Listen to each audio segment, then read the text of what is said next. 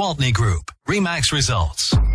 Welcome to Rochester Real Estate, featuring Robin Gwaltney from Gwaltney Group-RE results and Andy Brownell. Here's Andy Brownell on Rochester's News Talk, 1340 KROC AM and 96.9 FM. Good morning, everyone. Welcome to Saturday. Andy Brownell along with Robin Gwaltney with Gwaltney Group-RE results. Good morning, Robin. Good morning. How are you? I'm great.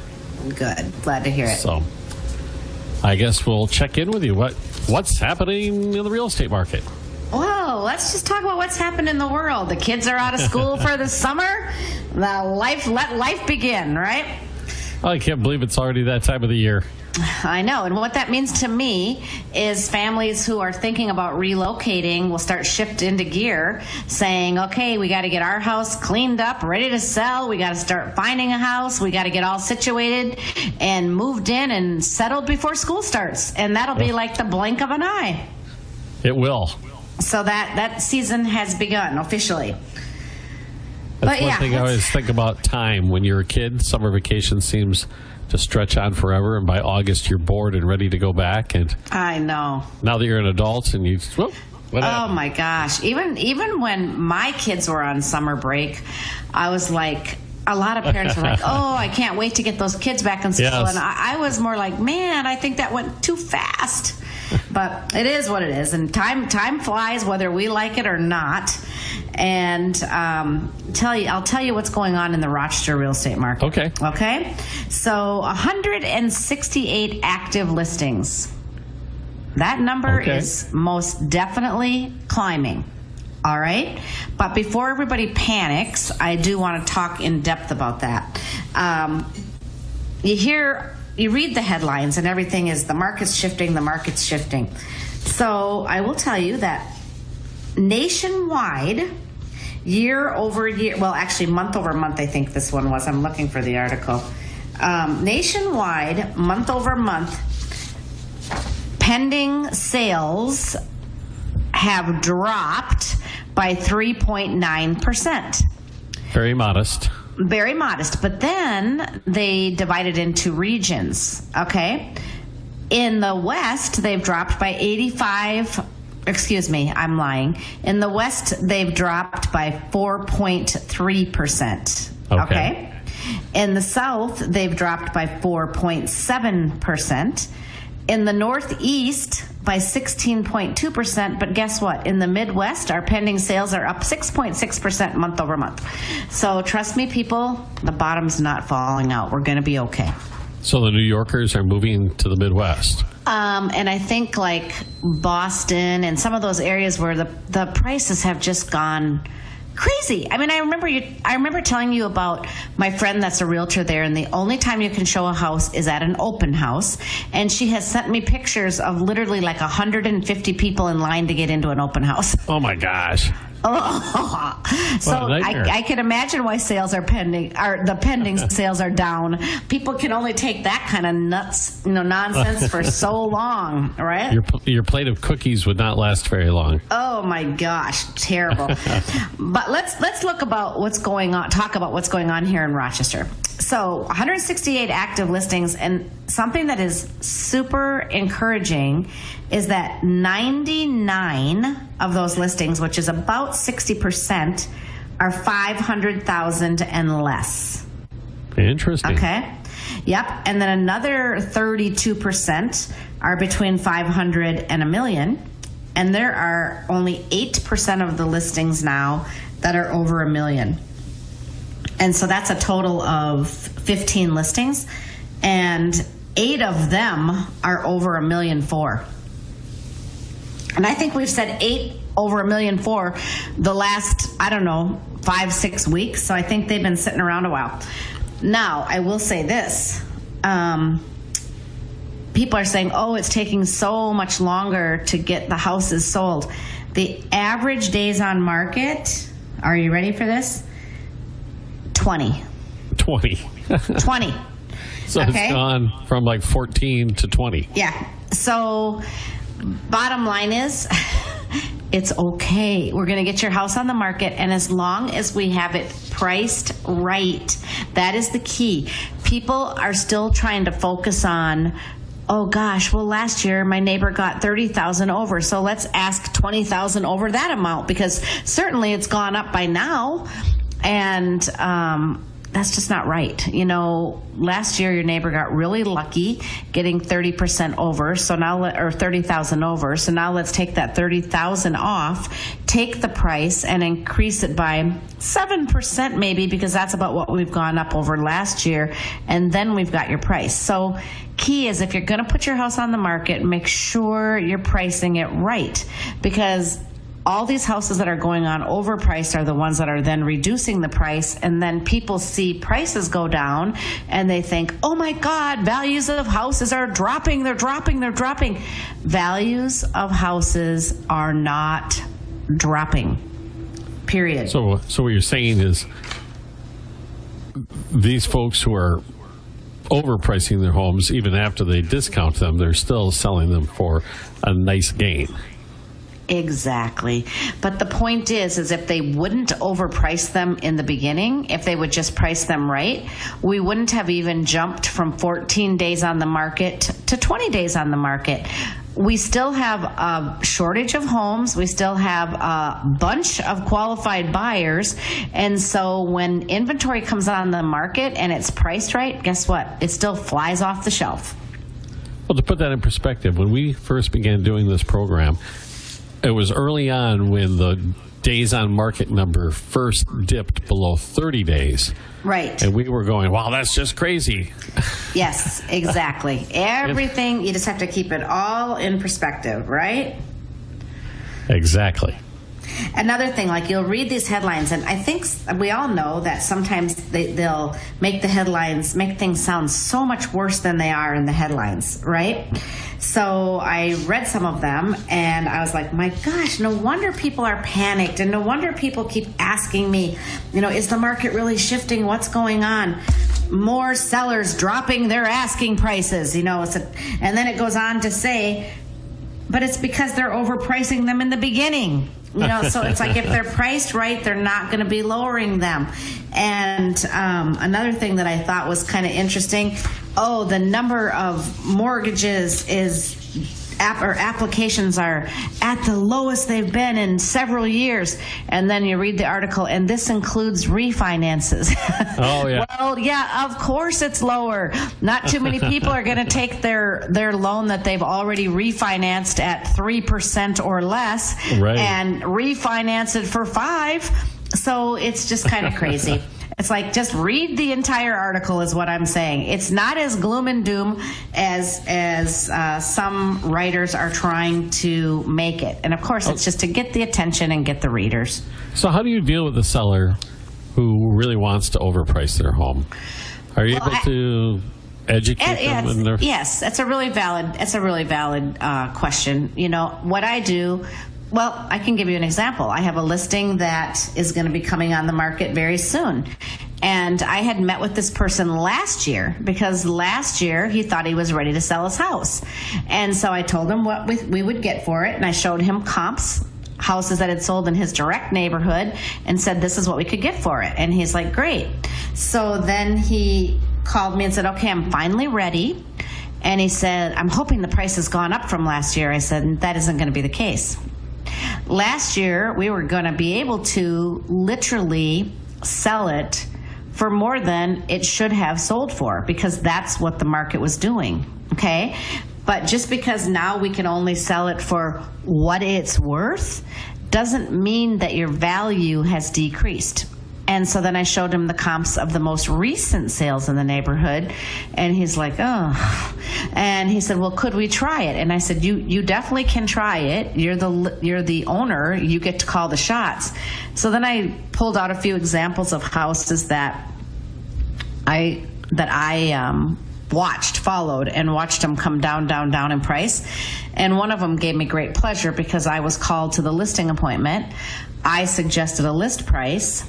Another agent told them they could get $50,000 more, so they were thrilled, and they listed it for $50,000 more, and it sat, and it sat, and it sat, and it sat. And almost 3 months later, I saw, what do you know? they dropped by $50,000. And then another probably 3 weeks later, they sold.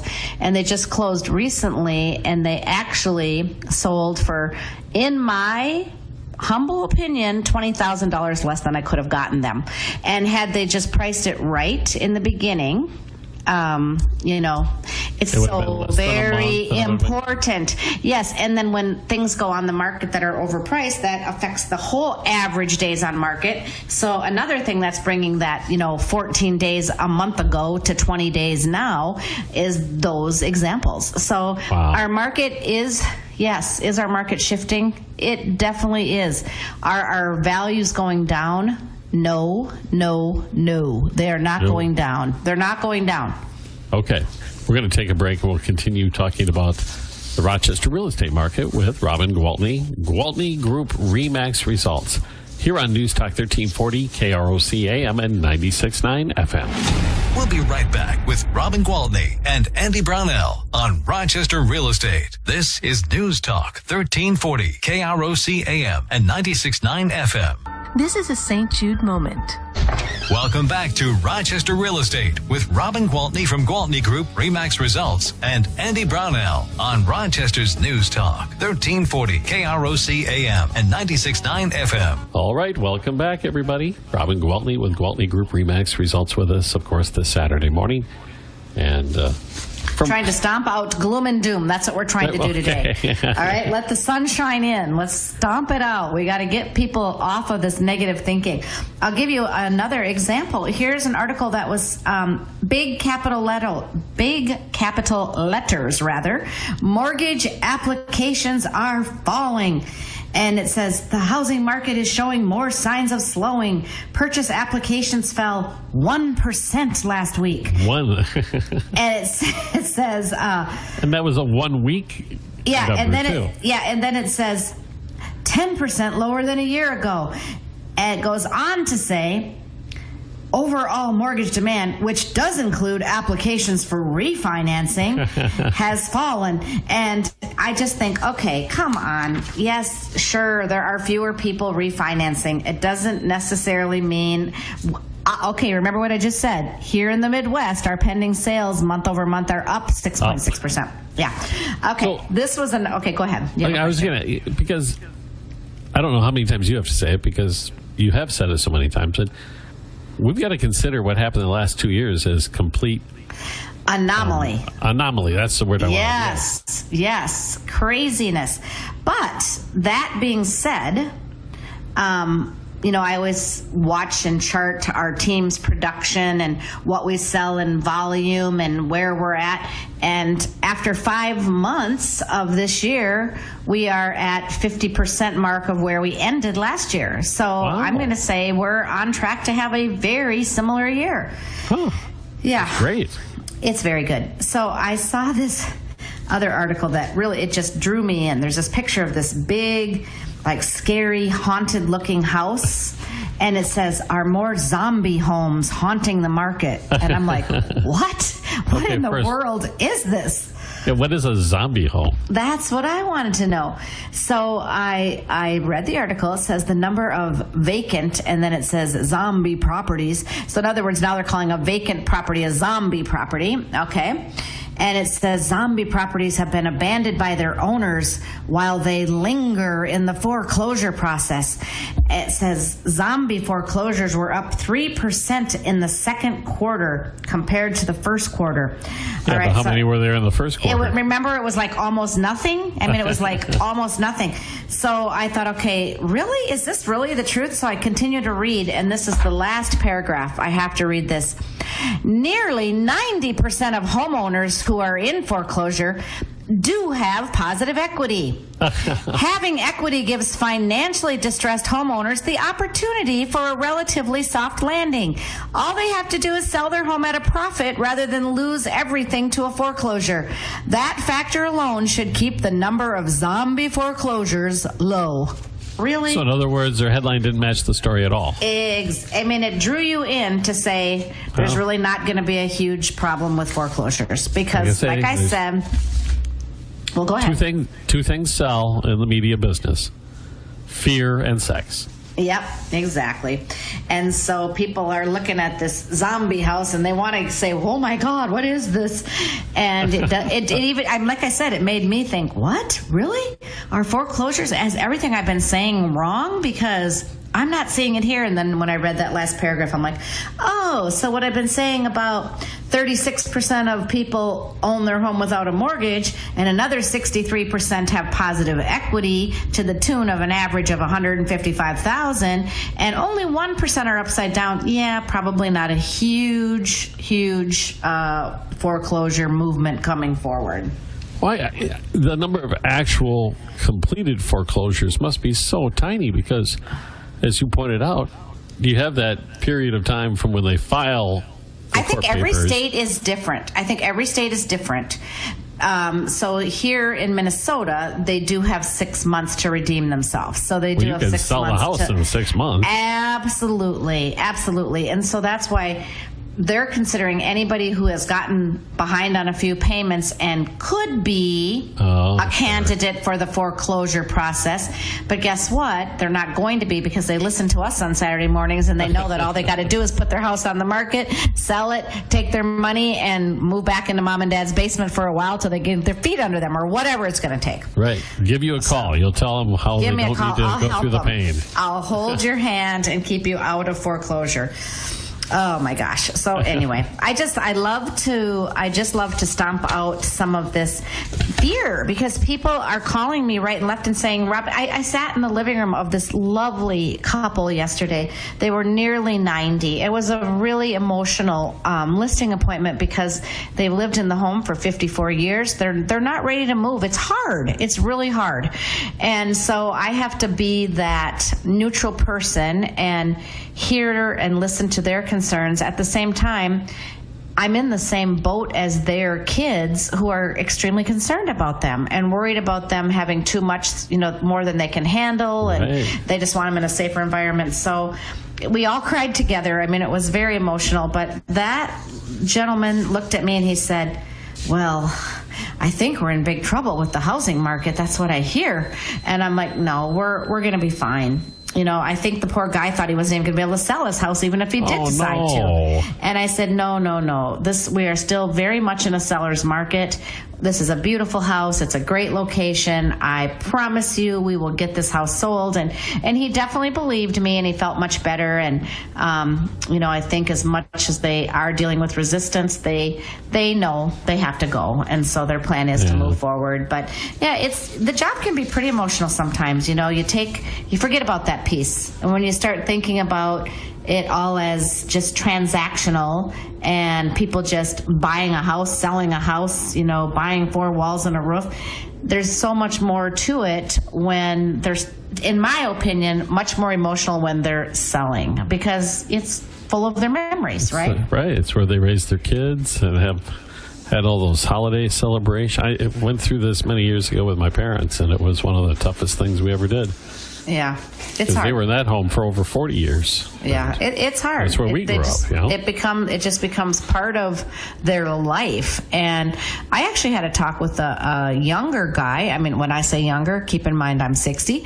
But I had a talk with a guy who was in his late 50s, and he told me that he can't sell his parents' home because every time he comes back, he lives out of state now, and every time he comes back and goes in there, he's just flooded with emotion and memories, and he knows it's crazy to let it just sitting there empty, but he just can't bring himself to selling it. Wow. I told him the price that I could sell it for, and I think I've helped him. I think I've helped him get a little closer to the finish line. Nudged him along a little. Maybe. Well, Robin, we have to take another break, so we'll do that very quick now, and we'll be back very quickly with more of Robin Gwaltney with Gwaltney Group-RE Max Results on News Talk 1340, KROC AM and 96.9 FM. We'll be right back with Robin Gwaltney and Andy Brownell on Rochester Real Estate. This is News Talk 1340, KROC AM and 96.9 FM. Conversation around personal mental health. Rochester Real Estate with Robin Gwaltney from Gwaltney Group-RE Max Results and Andy Brownell on Rochester's News Talk 1340, KROC AM and 96.9 FM. Welcome back, everybody. It's Saturday morning, and it's a positive Saturday morning. That's right. Positivity, baby.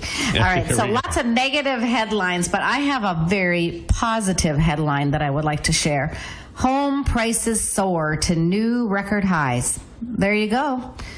Median national home price climbed to an all-time high in May, reaching $447,000.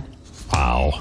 You know what else? Buyers snatched up listings 1 week faster than a year ago. But despite higher prices and faster sales, housing analysts say, yes, there are signs of a slowing housing market, but it's not dying, okay? It's not dying. And when you say slowing, we're headed towards a more balanced market. Listen, it had to slow. Do you remember how nuts it was last year? It was crazy. It was crazy for sellers. It was crazy for buyers. And it was crazy for us. It was just plain crazy. So slowing is not always a bad thing. It's just calming. It's calming. Don't you think calming is a better word? Yeah, and you keep pointing out, and the statistics bear that out, there's still more buyers out there than there are sellers. Absolutely. And as long as we have that supply issue, we're going to have a nice, solid housing market. It's been kind of, what do I want to say, a relief to represent new buyers and say, you know what, yes, you can ask for a home inspection. And after we have the home inspection, you can even ask them to take care of some of the items. You know, it's like, hallelujah. They're paying a lot of money, the most ever. The housing prices are up, right? So we should at least have that. So yeah, no, it's good. I mean, I remain very positive. I feel like the rest of our year is just going to be a really good year. And again, the prices will continue to go up, just not at the crazy paces they have. So eventually it'll get back to what we used to know, 3 to 5% a year, which is fine. No, it's just fine. And I think those societal changes that we went through during the pandemic are still in play here. People want more space in their homes. They want the more space in the backyard for family activities. They want separation, especially an area for an office. Yeah, right. They're going to both sometimes are working from home. Exactly.